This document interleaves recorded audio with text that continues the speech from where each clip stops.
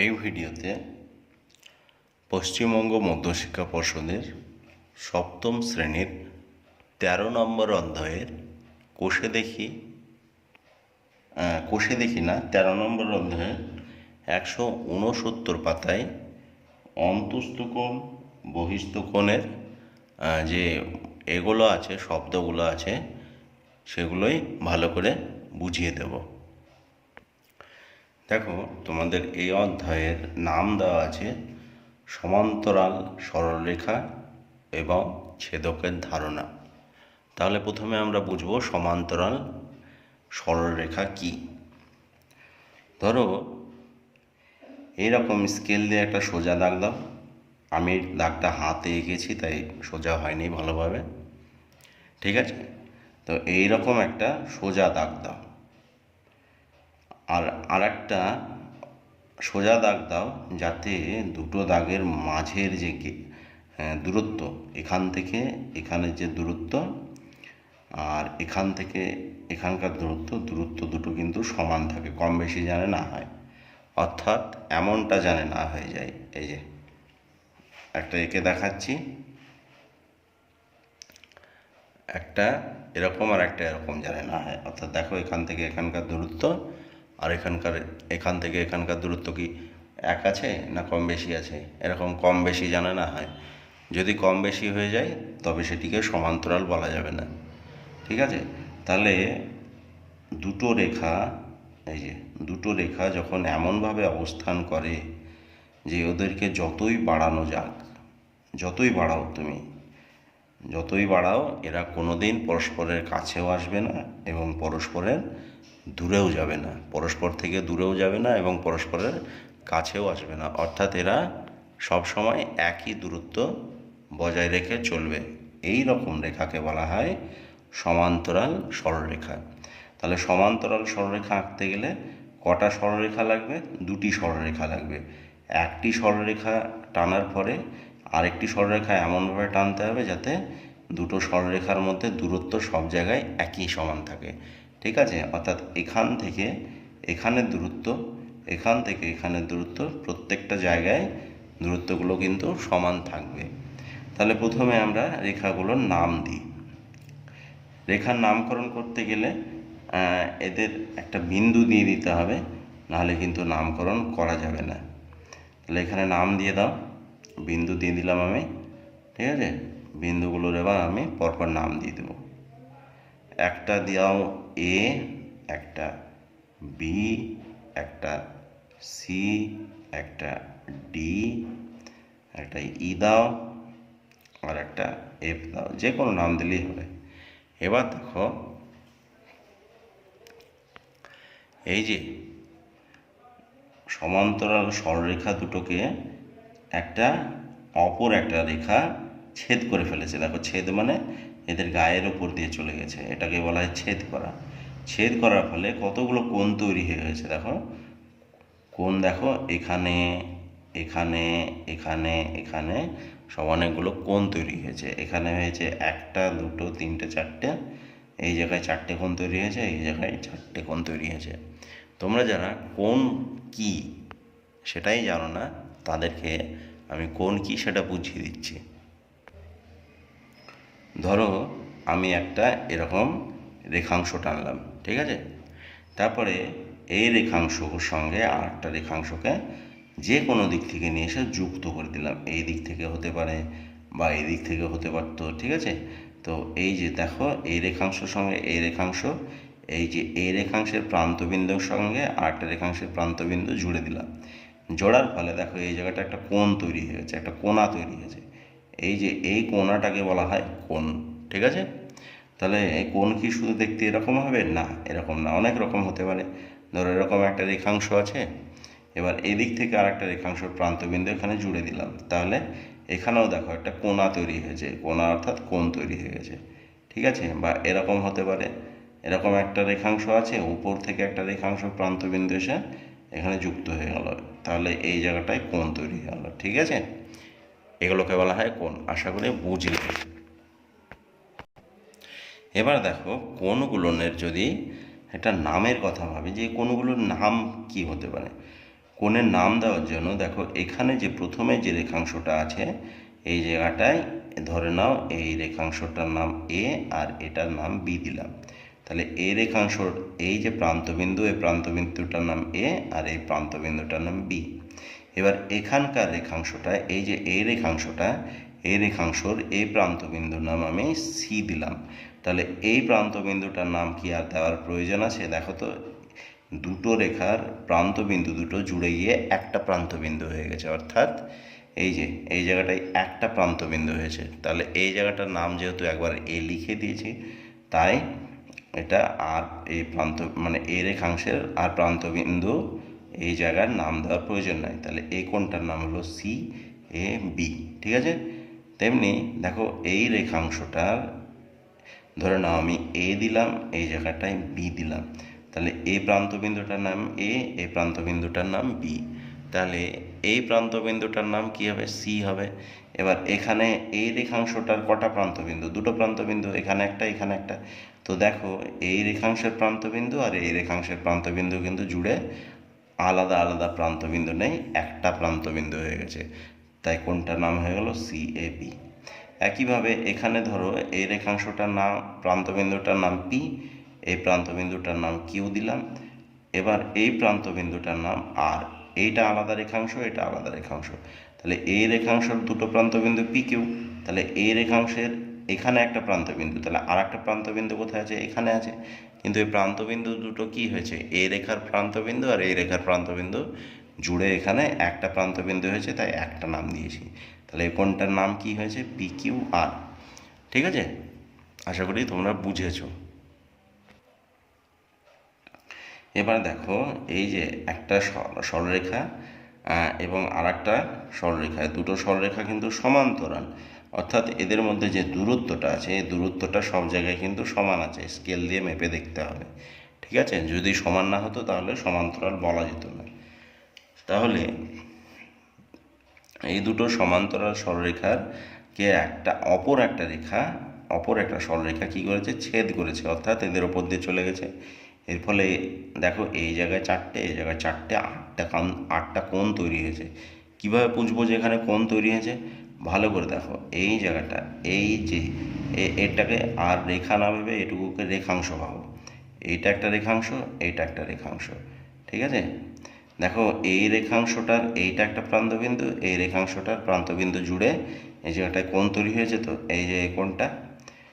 তেমনিভাবে এবার এই রেখাংশটার এই প্রান্তবিন্দুর সঙ্গে এই রেখাংশটার প্রান্তবিন্দু জুড়ে কি তৈরি হয়েছে? একটা কোণ তৈরি হয়েছে। আবার দেখো এই রেখাংশটার প্রান্তবিন্দুর সঙ্গে বা এই রেখাংশটার প্রান্তবিন্দুর সঙ্গে কোণ তৈরি হয়েছে, এটার সঙ্গে এটা জুড়ে কোণ তৈরি হয়েছে, এটার সঙ্গে এটা জুড়ে কোণ তৈরি হয়েছে, আবার এটার সঙ্গে এটা জুড়ে এই কোণটা তৈরি হয়েছে। ঠিক আছে? এই যে চারটে রেখা এদিকে এক দুই তিন চার, চারটে রেখাংশের প্রান্তবিন্দু এক জায়গায় মিলিত হয়ে চারটে আলাদা আলাদা দিকে কোণ তৈরি করেছে।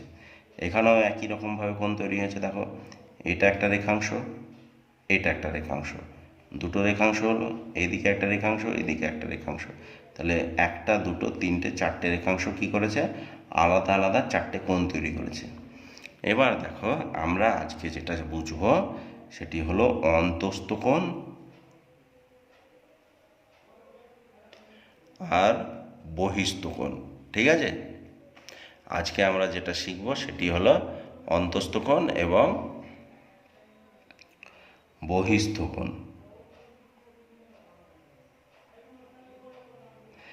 এর অন্তস্থ কোণ কী আর বহিস্থ কোণ কী এটা বোঝার জন্য একদম ঠান্ডা মাথায় যেটা আমি বলছি সেটা তোমরা মন দিয়ে শোনো, ভালো করে বোঝো।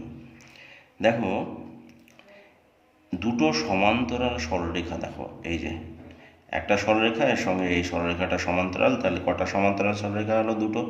এই সমান্তরাল সরলরেখার ভেতরে যে কোণগুলো পড়ে থাকবে, এই যে ভেতরে এই কোণটা আছে, এই কোণটা আছে, আর এই কোণটা আছে, আর এই কোণটা আছে, ভেতরের দিকে যে কোণগুলো পড়ে থাকবে সেগুলোকে কি বলা হবে? সেগুলোকে বলা হবে অন্তস্থ কোণ। তাহলে আমি ধরে নাও এই কোণটাকে আমি 1 লিখলাম, এই কোণটাকে 2 লিখলাম, এটাকে 3 লিখলাম, এটাকে 4 লিখলাম, এমনি নাম্বার দিলাম যে তোমাদেরকে বোঝানোর জন্য। ঠিক আছে? তাহলে এইটা হচ্ছে 1 নাম্বার। দেখো কোণটা কি আছে, এই দুটো সরলরেখাংশের ভেতরে আছে। 2 নাম্বার কোণটাও কি, এই যে সরলরেখাংশ, এই সরলরেখা দুটো সরলরেখার ভেতরে আছে। এই কোণ দুটো দেখো সরলরেখার ভেতরে আছে, এদিকে একটা এদিকে একটা, ঠিক আছে। তাই এই কোণগুলোকে বলা হবে অন্তস্থ কোণ, ঠিক আছে। কিন্তু দেখো এখানে বাইরের দিকে, এই যে বাইরের দিকে এদিকে একটা কোণ, এদিকে একটা কোণ, কটা কোণ তৈরি হয়েছে? দুটো কোণ তৈরি হয়েছে। তাহলে এই বাইরের কোণ দুটোকে কি বলা হবে? বাইরের কোণ দুটোকে বলা হবে বহিস্থ কোণ, ঠিক আছে। অন্তস্থ মানে হচ্ছে ভেতরের কোণ, আর বহিস্থ কোণ মানে হচ্ছে বাইরের কোণ। হ্যাঁ, তোমরা মানে এই শব্দ দুটোর মানে ভালো করে শুনে নাও, বুঝে নাও। অন্তস্থ কোণ মানে হচ্ছে ভেতরের কোণ, আর বহিস্থ কোণ মানে হচ্ছে বাইরের কোণ। তাহলে দেখো এই যে সমান্তরাল সরলরেখার সঙ্গে, এই যে দুটো সমান্তরাল সরলরেখার সঙ্গে এই ছেদকের ছেদ করার ফলে কি হয়েছে, ভেতরে দেখো একটা দুটো তিনটে চারটে কোণ তৈরি হয়েছে, এই কোণগুলোকে বলা হবে অন্তস্থ কোণ।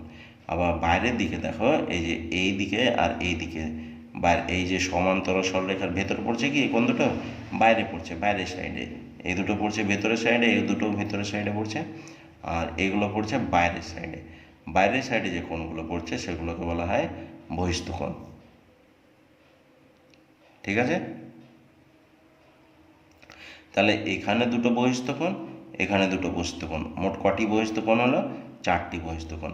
তাহলে হলো 4টি অন্তস্থ কোণ,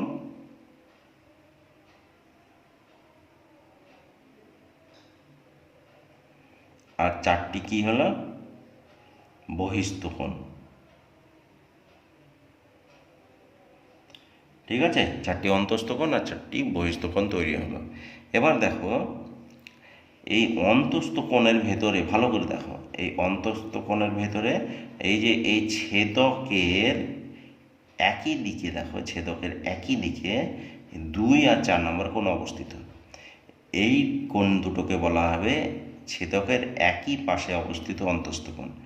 আর এই দুটোকেও বলা হবে, এই যে এই দুটোকেও 1 আর 3, এই দুটো দেখো ছেদকের একই পাশে অবস্থিত, এই কোণগুলোকেও বলা হবে একই পাশে অবস্থিত অন্তস্থ কোণ। কিন্তু এই 1 নাম্বার কোণকে আর 2 নাম্বার কোণকে কি ছেদকের একই পাশে অবস্থিত কোণ বলা যাবে?